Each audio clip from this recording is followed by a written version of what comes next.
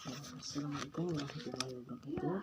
Nah, di sini saya akan membahas tentang kebijakan nilai tukar dan devisa. Nah, dari pembahasan kita kali ini, saya akan memaparkan pengertian serta sejarah dan fungsi serta sistem dari nilai tukar dan devisa. Sebelum itu, perkenalkan, nama saya Ahmad. Saya dari kelas Ekonomi Syariah semester 4. Nah, pertama itu pengertian nilai tukar. Nah, di sini dikatakan nilai tukar sering digunakan untuk mengukur tingkat perekonomian suatu satu unit mata uang asing dalam mata uang domestik, atau dapat juga dikatakan harga mata uang domestik terhadap mata uang asing. Nah, sebagai contoh, nilai tukar atau NT rupiah terhadap dolar Amerika USD adalah harga 1 dolar Amerika dalam rupiah, atau dapat juga sebaliknya diartikan harga 1 rupiah terhadap USD. Nah, yang selanjutnya pengertian lalu lintas devisa. Nah, devisa adalah perpindahan aset dan kewajiban finansial antara penduduk dan bukan penduduk, termasuk perpindahan aset yang kewajiban finansial luar negeri atau penduduk. Nah, penduduk dalam kaitan ini diartikan sebagai orang yang beda hukum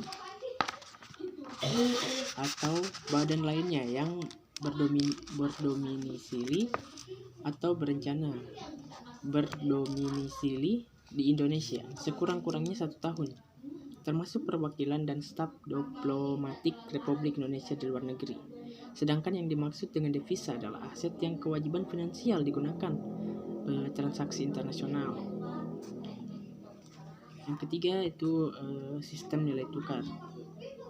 Sistem nilai tukar dibagi menjadi 3. Fixed exchange rate atau sistem nilai tukar tetap. Dan yang kedua, managed floating exchange rate atau sistem nilai tukar mengambang terkendali. Dan yang ketiga, floating exchange rate atau sistem nilai tukar mengambang. Nah, dari ketiga sistem nilai tukar ini,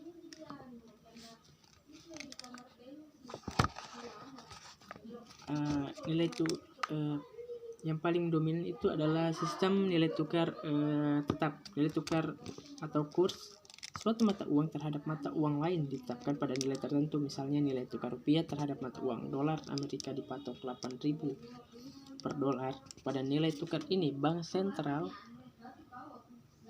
akan siap untuk menjual atau membeli kebutuhan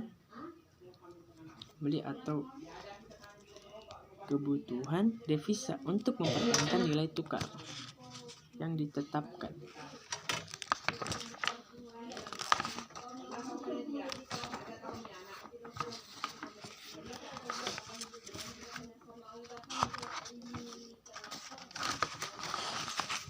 Yang keempat, sistem devisa.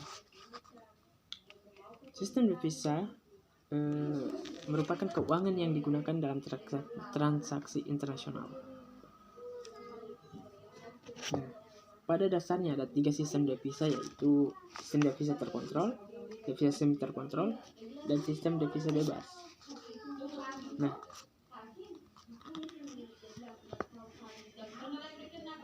pemilihan sistem devisa mana yang dianut akan tergantung pada kondisi negara yang bersangkutan, khususnya keterbukaan ekonominya dalam arti seberapa jauh negara yang bersangkutan ini mengintegrasikan ekonominya dalam ekonomi global.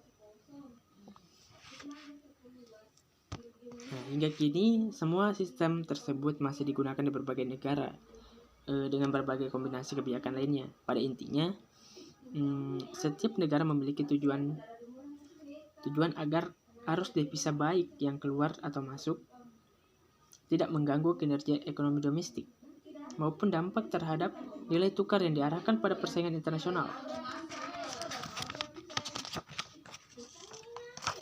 Yang kelima itu faktor-faktor yang mempengaruhi nilai tukar. Nah, sini kita lihat faktor yang mempengaruhi permintaan valuta asing itu adalah yang pertama faktor pembayaran impor, yang kedua faktor aliran modal keluar atau capital outflow. Nah, yang ketiga kegiatan spekulasi. Nah, sementara itu penawaran valuta asing dipengaruhi oleh dua faktor utama. Pertama, faktor penerimaan hasil ekspor. Semakin besar volume penerimaan ekspor barang dan jasa, maka semakin besar jumlah valuta asing yang dimiliki oleh suatu negara, dan dilanjutannya nilai tukar terhadap mata uang asing cenderung menguat. Nah, selanjutnya itu saya akan membacakan sejarah berkembangnya nilai tukar dan devisa. Yang pertama, sistem nilai tukar tetap. Nah, pada tahun 1970 sampai dengan tahun 1978, Indonesia menerapkan sistem nilai tukar tetap. Selama 8 tahun, diterapkannya sistem tersebut telah menjadi 3 kali devaluasi mata uang rupiah terhadap dolar Amerika Serikat. Devaluasi dilakukan karena nilai mata uang rupiah yang ditetapkan tidak lagi sesuai dengan nilai realnya.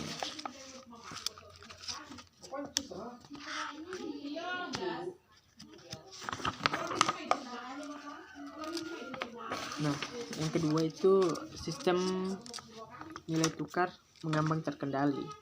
Pemerintah menyadari nilai tukar rupiah terhadap dolar Amerika Serikat yang ditetapkan terlalu tinggi dapat mengurangi daya saing produk ekspor Indonesia.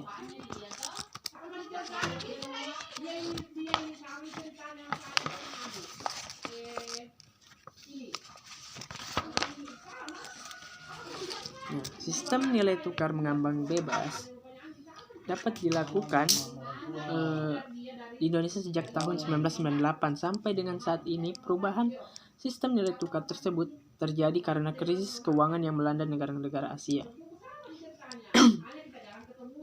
Pada akhir Desember 1990, kurs antara rupiah dengan dolar Amerika Serikat adalah 900.100 dan kurs ini mengalami penyesuaian menjadi 2.383 pada akhir tahun 1996.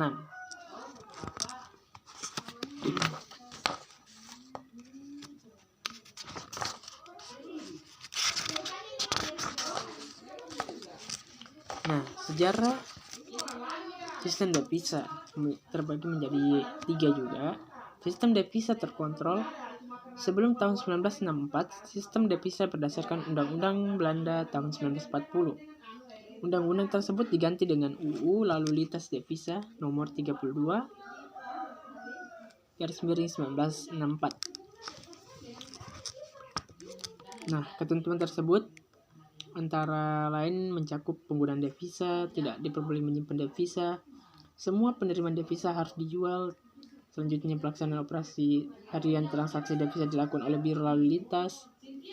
Ekspor dibayar pada harga pengiriman yang ditetapkan oleh BLLD.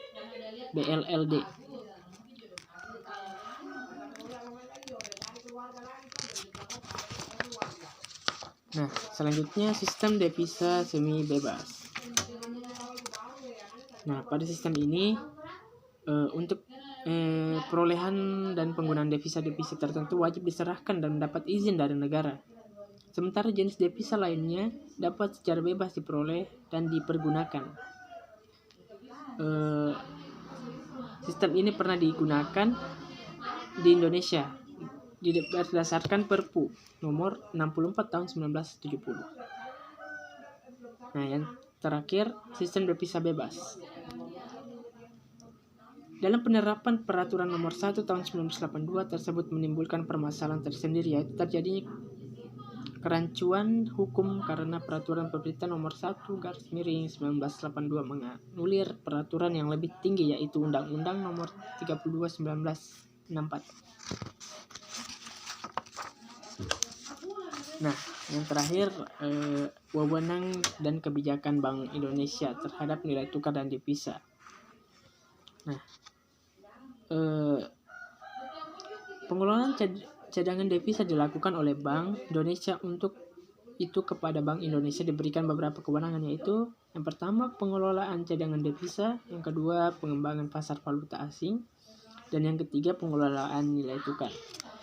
Nah, kebijakan yang dilakukan oleh Bank Indonesia terhadap nilai tukar yaitu yang pertama menjaga kondisi fundamental makroekonomi yang sehat, kedua melakukan intervensi ke pasar falas, yang ketiga pengawasan langsung terhadap pada bank pelaku terbesar, yang keempat pemantauan rekening fastro, yang kelima non internasionalisasi rupiah dengan membatasi akses non residen terhadap rupiah untuk menekan tindakan spekulasi. Nah, kesimpulan yang dapat saya ambil dari materi saya ini adalah nilai tukar sering digunakan untuk mengukur tingkat perekonomian suatu unit mata uang asing dalam mata uang domestik, atau dapat juga dikatakan harga mata uang domestik terhadap mata uang asing. Sedangkan devisa adalah aset dan kewajiban finansial yang digunakan dalam transaksi internasional. Pada dasarnya terdapat 3 sistem nilai tukar, yaitu yang pertama fixed exchange rate, yang kedua managed floating exchange rate, dan yang ketiga floating exchange rate. Begitu pula pada sistem devisa. Pada dasarnya ada 3 sistem devisa, yaitu sistem devisa terkontrol, sistem devisa semi terkontrol, dan sistem devisa bebas. Nah, Bank Indonesia mempunyai wewenang dan kewajiban terhadap nilai tukar dan devisa. Untuk itu Bank Indonesia diberikan beberapa kewenangan, yaitu pengelolaan cadangan devisa, pengembangan pasar valuta asing, dan pengelolaan nilai tukar, serta memberi kebijakan terhadap nilai tukar, yaitu menjaga kondisi fundamental makroekonomi yang sehat, melakukan intervensi ke pasar falas, pengawasan langsung pada bank pelaku terbesar, pemantauan rekening fastro, dan non internasionalisasi rupiah dengan membatasi akses non residen terhadap rupiah untuk menekan tindakan spekulasi. Nah, mungkin itu saja materi yang bisa saya paparkan untuk hari ini. Jika ada salah mohon dimaafkan. Billahi taufiq wal hidayah. Wassalamualaikum warahmatullahi wabarakatuh.